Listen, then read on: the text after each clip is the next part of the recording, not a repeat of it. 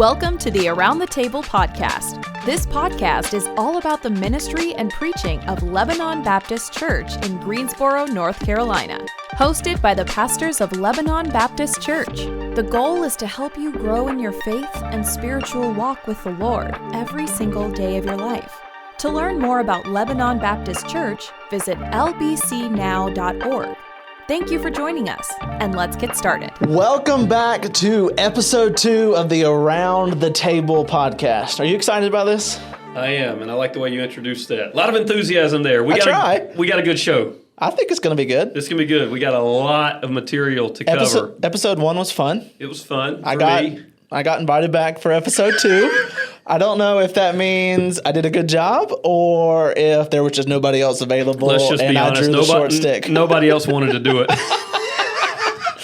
Well, I wasn't going to say it, but you kind of went there. So yeah. So we'll throw everybody else under the bus when they hear this. No, it's good to have you back, and this was fun last week, and I think it's very helpful and putting this stuff together. So thanks for putting some questions together and preparing for this and getting everything put together. But throw a little shout out to Josh. Oh, yeah. Okay, I'm sure he's listening to this, but he does a lot of work in the production side. It's a lot of work. Of putting all the video and the audio and getting all that stuff put together. So shout out to Josh for all his work in this too. For sure. But no, this is cool because this content, this topic is a lot to cram into 40, 45 minutes on a Sunday morning. I mean, who's keeping count? People definitely keep count. They do, don't they? Oh, yes. I mean, but what's the rush when you're having fun and where you're what's the rush when you're where you want to be? I mean, where else would anybody want to be? For the first 35 minutes. Anything after that? Yeah, you're right. It is. It's a lot. It's a lot of content. So I think it's cool that we get to unpack this just a little bit more and really dive deeper into the sermon series of the time, but specifically this series that we're going through right now, Truth Wins, How to Stand Firm and Love Well in a Culture of Compromise. So last week we were able to kind of just graze over where we wanted to go, but this week and for the next couple of weeks we're planning to dive into specific topics a little bit more, while also using the framework of the first part of the life of Daniel and kind of pulling some comparison and contrast to what was going on in Daniel's day and what's going on in 2024. So this is a pretty cool and I think very relevant topic and conversation to be having. Yeah, absolutely. I mean, we're certainly in a culture of compromise, and I think right now, I think we're starting to see some shifts where even those that deny the existence of God, we're even seeing some shifts in some atheists who are coming out and going like, wait a minute, we need to look at the reality of truth. Mm-hmm. And that there is such a thing as truth. And so we'll even be getting into that because that's a really cool thing to discuss too in the future. But we're going to get kind of specific and detailed today. So I'm looking forward to jumping in. Yeah, I'm excited. So we started talking, the sermon this week came from the first part of the first part of the book of Daniel and the portion of Daniel's life where him and his 3 friends are confronted by the king's servant and they are challenged to eat and live this certain way. And Daniel says, no, I want to do it. I am resolving to live and by a different standard. But before we even get to that point, you read in the scriptures where Daniel's name and his 3 friends' name is changed. Like their identity is literally stripped away from them. And I'm sure we can unpack that. A lot of the similarities between that and the day that we live in now with this identity compromise that we see in our culture today. Yeah, a phrase that you hear a lot today is identity politics. And everybody is trying to shape the identity of the next generation. And so your attention's being fought for and your identity is being formed, and there are people trying to shape it and form it. And that's the first thing that a secular culture tried to do there in Babylon, or at least an anti-God culture. They worship false gods, but they wanted to get rid of that identity. They wanted to change their identities and said, no, here's your new identity. And that was the first thing they did. If they could get themselves to, if they could get Daniel and his friends to see themselves in a different light, like now I am this rather than what I was, if they could change their identities, everything else would fall into place after that. Where do you think we see some of that identity shaping coming from? Well, I think it's coming from there are just from a different set of values and beliefs. So, someone has a value system and a belief system that is anti-God and anti-Christian, and it's, it has developed over time. We'll get into the details of that development in another episode, but so they want to shape other people's values and identities to be the same as to what they have come to think is right for them, and they're trying to shape others into that too. So. Nowadays, you're probably hard-pressed to find a teenager, but you could probably even go a little bit younger than that term, teenager, who isn't on social media, who is being indoctrinated by who knows what on social media. Do you think social media has anything to play with the gender identity, or just not even gender identity, but identity issues that we see and struggle with today? Yeah, so I mean, anything that you do consistently and often, repeatedly, anything that you do like that will shape who you are becoming. I mean, we used to say things like you are a product of the people you meet and the books you read. Like you will be tomorrow who you are based upon the people you meet and the books you read. Reading books is diminishing, but being influenced by social media and just media in general is increasing. And so, social media is probably, and just media in general, is probably the most defining factor right now in the shaping of the identities of young people, and not just teenagers, but adults as well. Like we're all being formed and shaped by that. We're receiving those value systems from whoever it is that we're following or we're watching. We're getting that value system from them. So the average today, from a new Gallup poll, the average teenager spends 5 hours a day. It's just a little under that, but it's like 4.8 hours. But it's like the average 5 hours a day on social media. And the teenagers in particular spend most of their time on YouTube, then TikTok, and then Instagram. That's kind of the order of it. But 5 hours a day. So anything that you spend 5 hours a day with is going to shape you, and it's going to change you. And so I think that it's a massive shaper. This is one of the books I've done a little bit of reading in, is just recently put out by Chris Martin, published by Moody, but it's called The Wolf in Their Pockets. It's really written more for pastors. But The Wolf in Their Pockets, 13 Ways the Social Internet Threatens the People You Lead. And so he just talks about, I wanted to just read an excerpt or two here from the very opening part of the book about how social media does change us. And he basically says it changes how we think, it changes how we feel, and it changes what we believe. So that's powerful. The primary way our relationship with social media changes the way we think is by aligning our values with its values. Quote, 2.5 hours a day was the average user. Now for teenagers, remember it's 5, but that's 2.5 hours a day for just adults in general, and 5 for teenagers, more than enough time to shape our values. And so listen to this. This is very profound. The cornerstone values of social media are 3 things: entertainment, attention, and identity. These 3 values are related. That which is most entertaining is given the most attention, and how much attention a person receives becomes an important part of their identity. And so we come to think that something that is entertaining or viral or otherwise popular is inherently more valuable than that which is like what the Bible would describe as Jesus was, gentle and lowly. And so we start to get our identity from how many likes do we get, how many followers do we have, how much attention are we able to get. And all of those things kind of converge, and the social media changes our thinking in that way. It also changes how we feel. I won't go into detail there, but there's a lot of data indicating, people think that they'll feel better. Like we go to social media to try to get a little bit of a dopamine hit or something, of a result, that'll make us feel better. But actually, social media studies show that it makes us feel worse. Like it alters our emotions.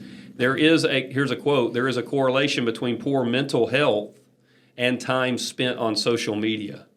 The more a person spends on social media, the more they suffer from mental health issues. And so the more likely they are to experience a mental health crisis. And so that's important for us to understand. It affects our feelings in a negative way.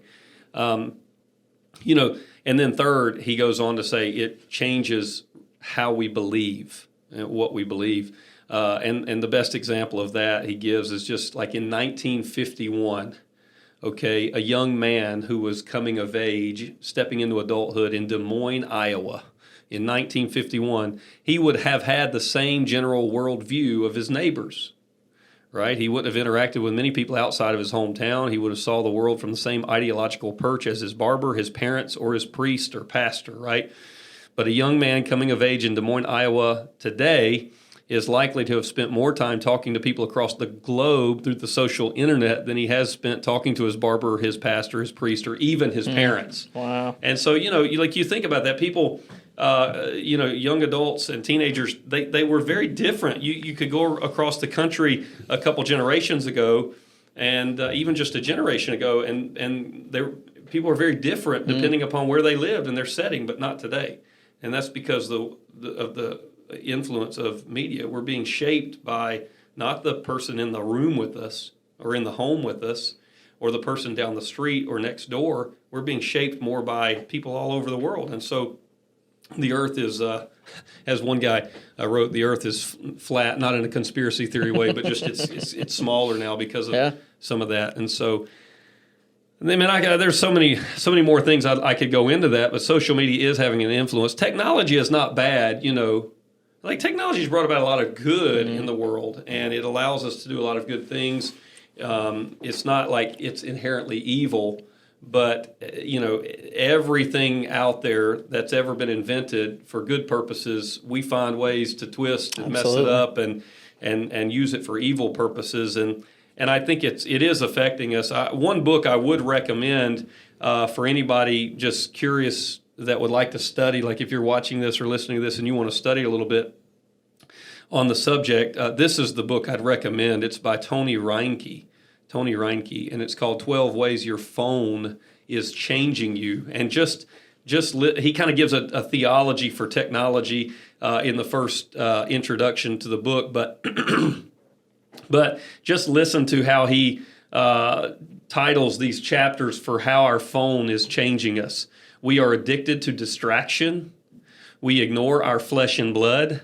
Like we ignore the people right around us. We crave immediate approval. We lose our literacy. We feed on the produced.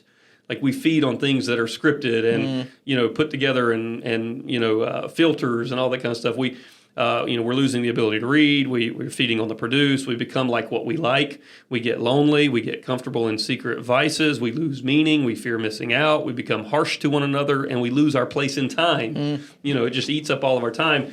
And so we do need to be thinking through carefully just media use and how to use it rather than to be used by it. And anything that we're allowing into our minds like that, spending that much time with, we need to think about and be careful with. I would think that, again, like who you spend time with is going to shape you. And look at who you're spending time with through the media today. Wow.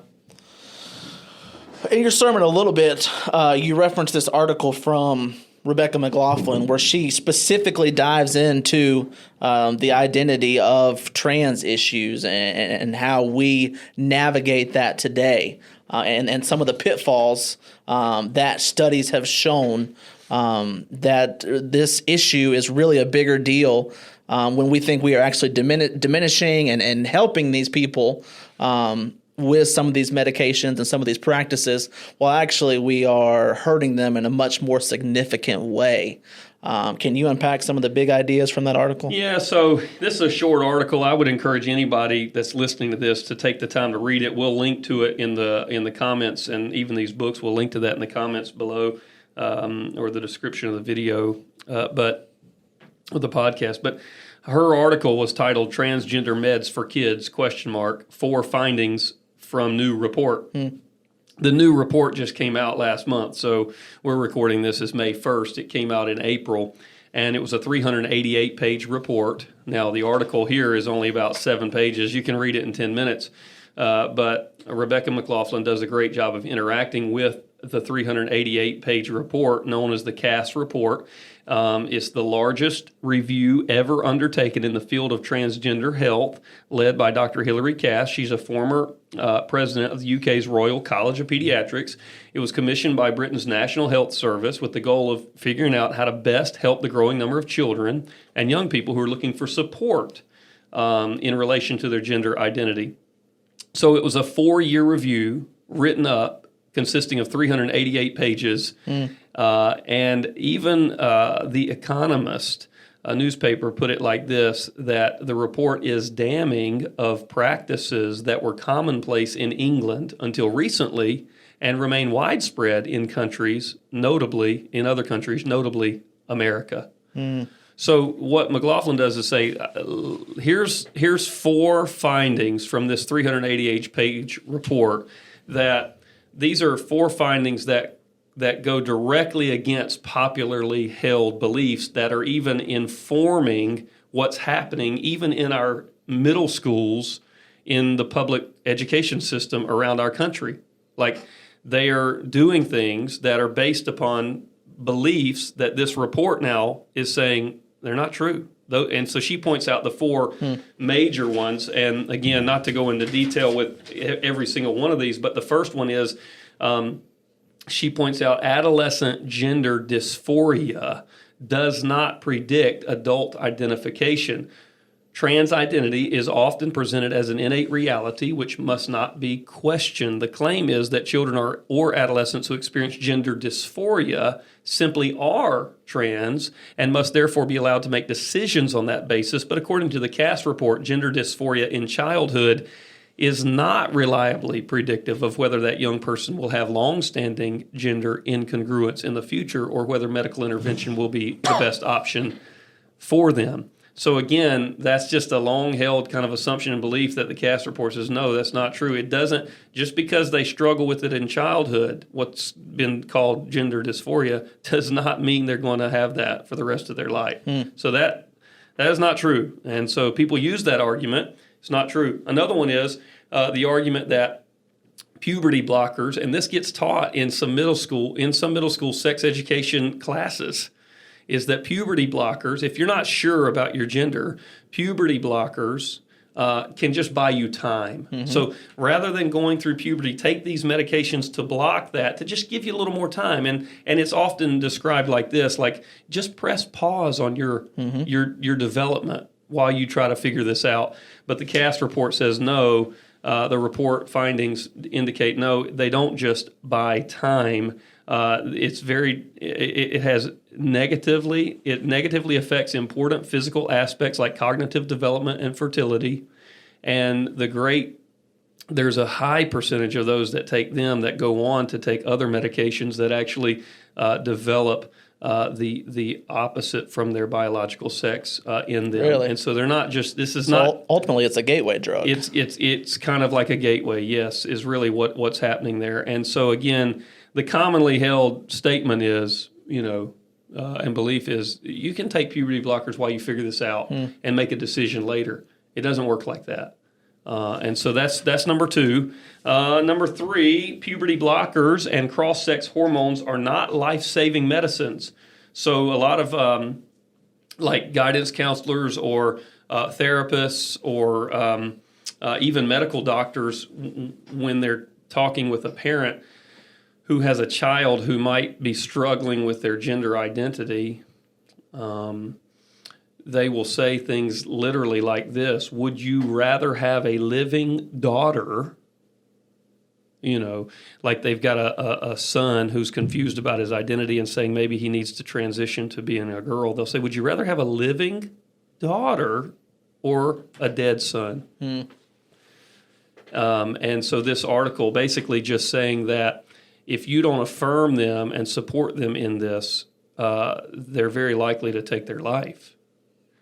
And the CAST report says, no, that's not true. Actually, affirming and aiding them in this, supporting them in this, giving them puberty blockers or hormones that will alter their gender identity leads to greater suicidal attempts, not the other way around. Like you're not helping them with their mental state. And another part that came out in the CAST report that McLaughlin deals with on this subject is that kids who struggle with gender identity or gender dysphoria typically have other mental health issues that they're struggling with. And when you focus on that and affirming and supporting that, you're actually neglecting the greater issue, which we'll get into some of that in a minute from a biblical worldview. But the last point that I spoke about a little bit Sunday in the sermon was just about this, that the exponential rise in trans identity is not explained by greater societal acceptance. And I think many of us as Christians would think that. We have just assumed that the reason more are coming out as trans is because the society is accepting of it more now. And so with greater societal acceptance, more people are coming out.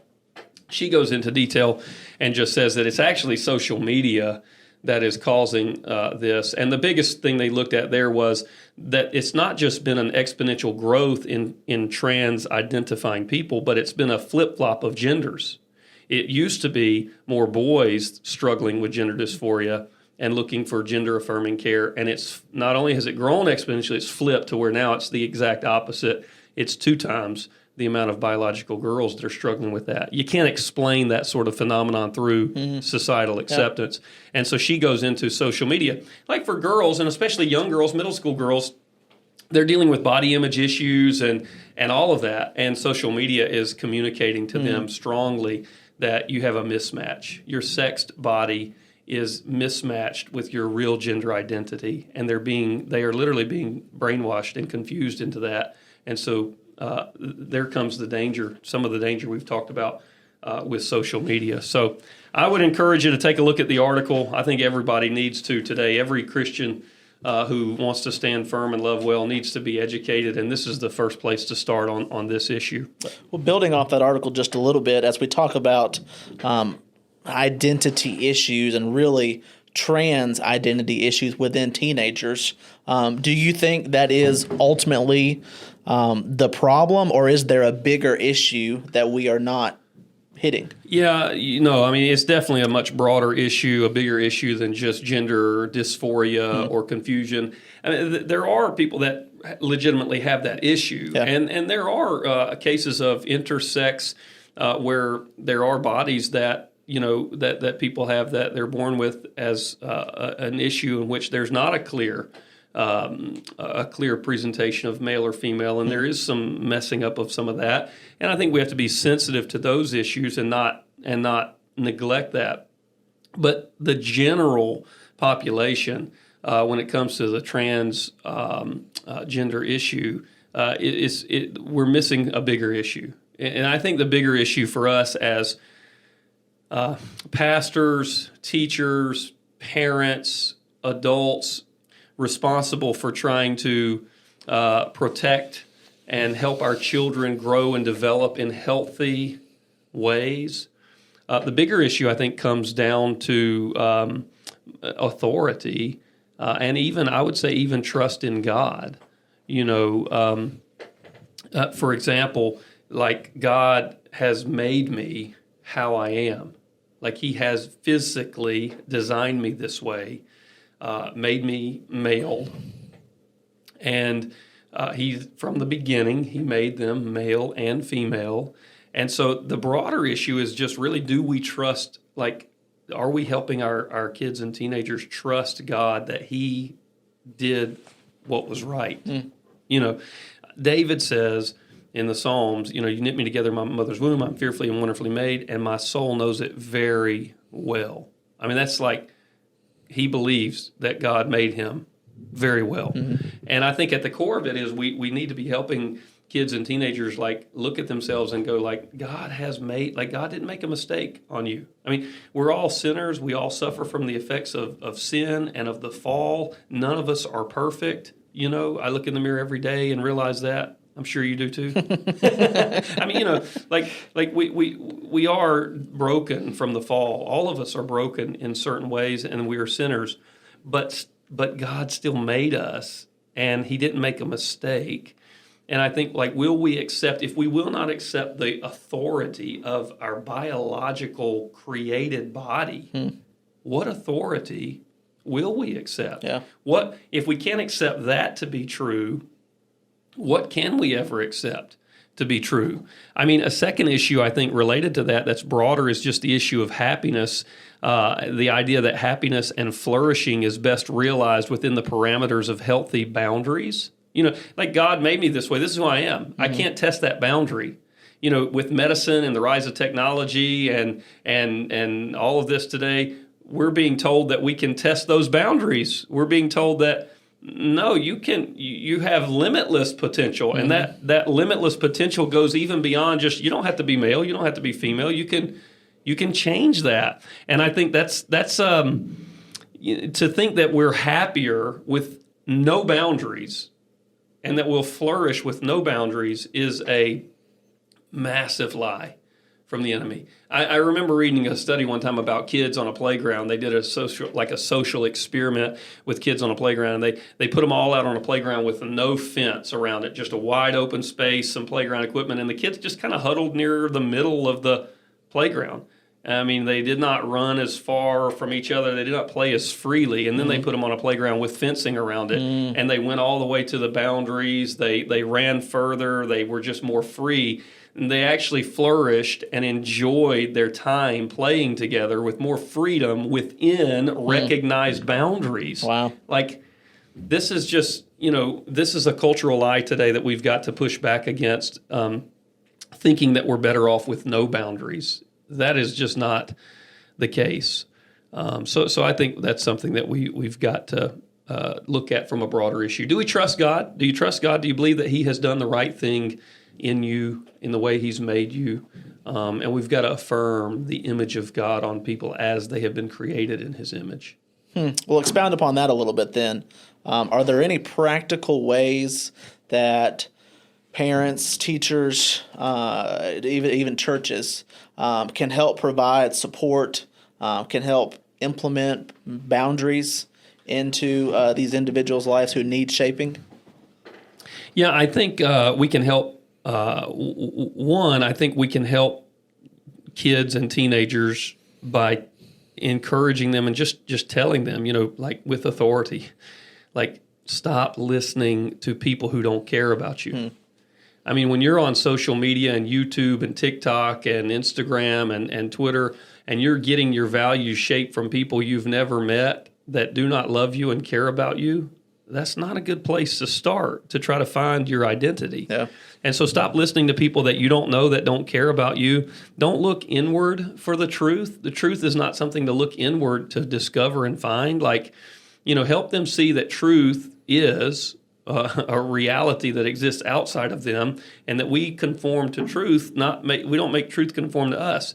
I mean, I think as younger kids are growing up, we really need to work hard to protect them from these evil influences with media. Yeah. And we've got to draw some strict and clear boundaries around that to just protect them from the evil one who's trying to get at them through media. And then I think as they become a little older, young teenagers, and they're starting to question things, they're starting to think in different terms, we help them look at certain things like the hypocrisy and the ridiculousness of thinking that you're being true to yourself. Like, we value authenticity.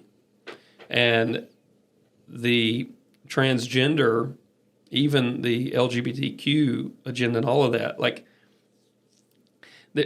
think about the ridiculousness of this concept that you're being more authentic and true to yourself when you mutilate your physical body beyond repair in order to make your body conform to what your mind may be saying you are.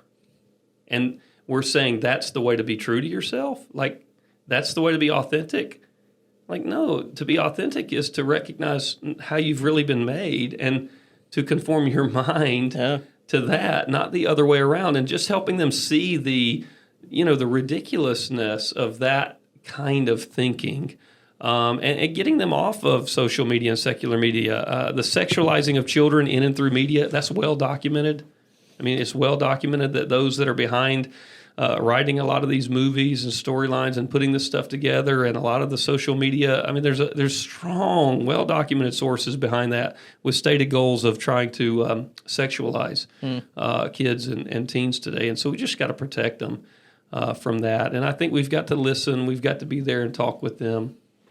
I mean, I just was thinking, like, with our own family, just real practically, and we go out to restaurants and we go out and eat and stuff, and I mean, it's me and my wife and 5 kids, and they're not, like, our kids are not sitting there on tablets and phones. Yeah. Like, we're talking to them, we're talking about stuff we're seeing going on around us, we're engaging, we're having conversation. They're like 12 and 3. I mean, we're having conversation with a 3-year-old. I mean, it's like, and then I'll see other families like walk in, and it's like 2 adults, 1 kid, and they slap a tablet in front of them while they try to have a conversation and totally avoid it. And I'm like, what are we doing here? Like, we've got to be, Christians have got to be better. Yeah. We've got to be better than that. Think about the opportunity you're missing to make an impact, to help teach, to shape.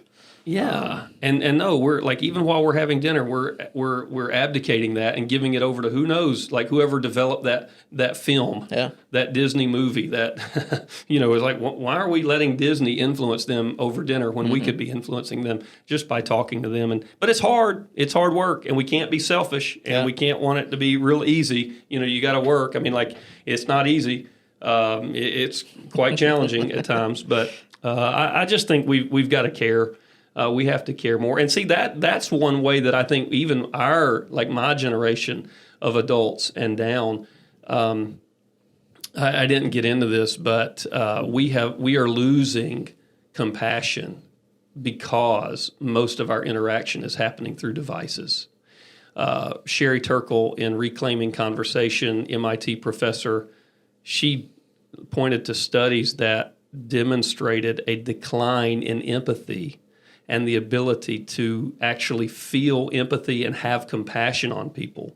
It's declining precisely because most of our relationships are happening here rather than here. Yeah. And we're not looking people in the eyes, and we're not able to feel compassion for another person. So you got adults that have been shaped this way growing up. They've lost compassion. They didn't have the compassion and empathy for their kid to care enough to invest in them. I'm going to get off topic, and I know we want to kind of wind this down to a close, but this is a massive issue that we have got to be better at, and we've got to focus on, like, our use of technology and how we will interact with it needs to be given some deep thought today.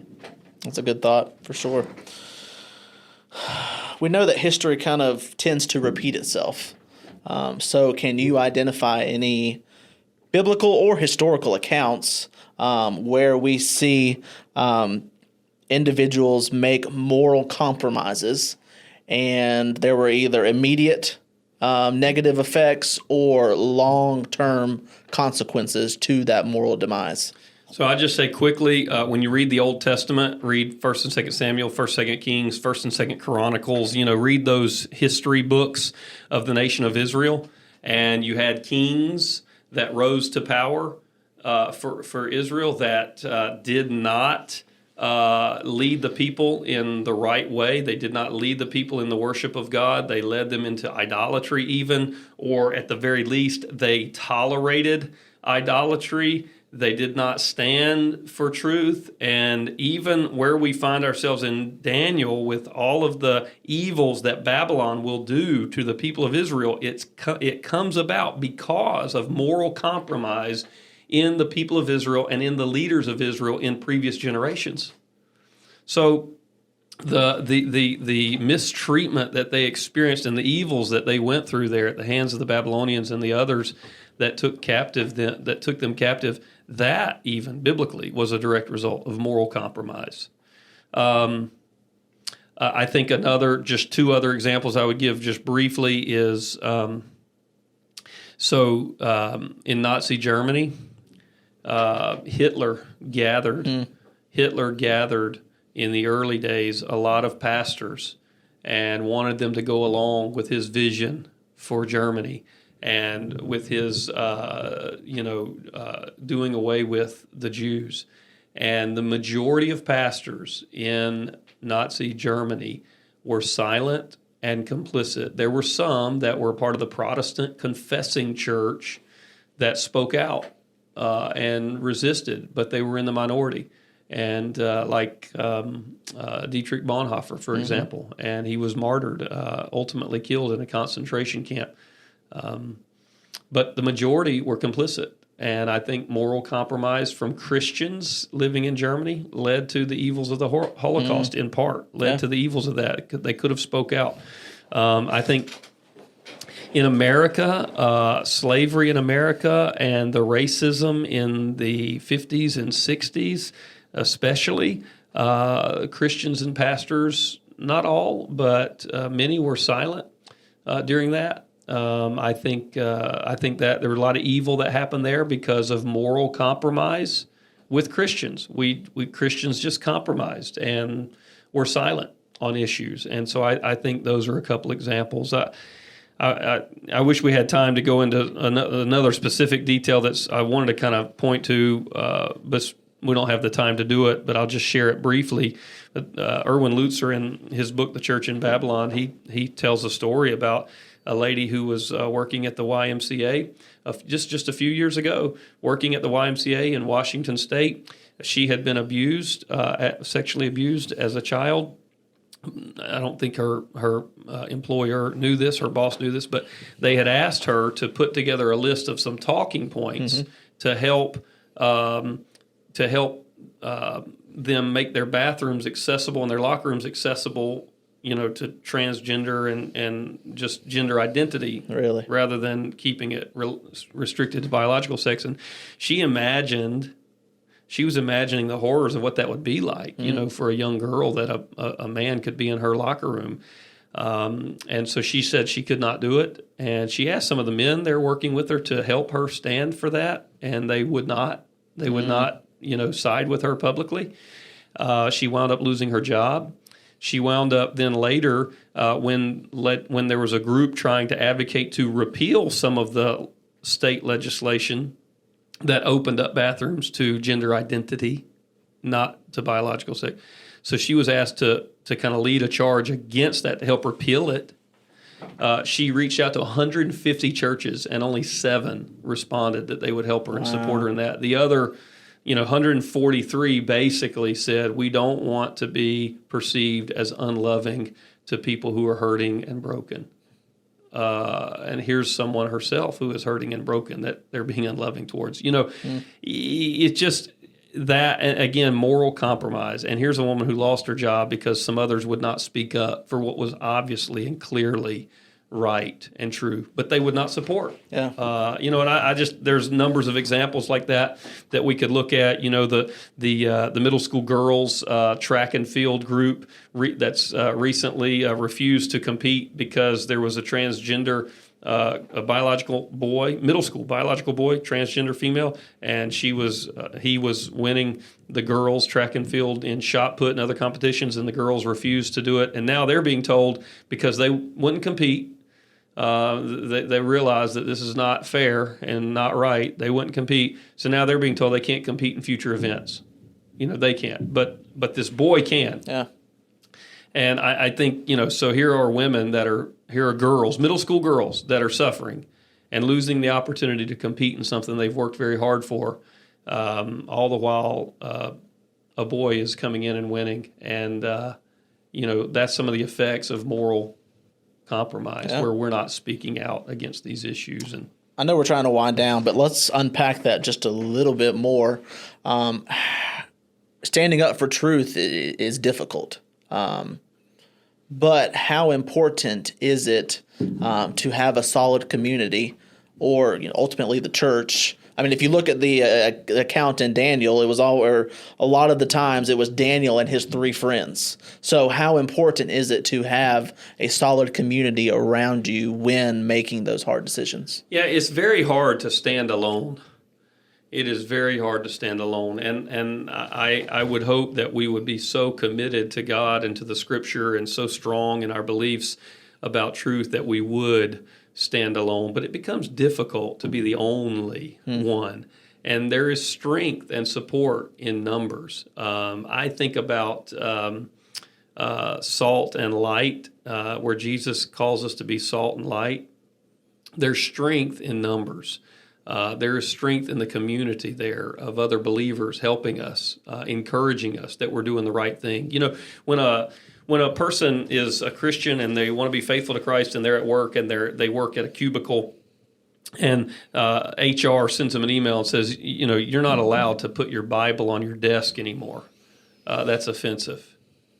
Well, who are they going to turn to for support? Mm-hmm. They need to be able to talk to somebody at the church, not just a pastor, but some other Christians in their life group who are have gone through a similar situation.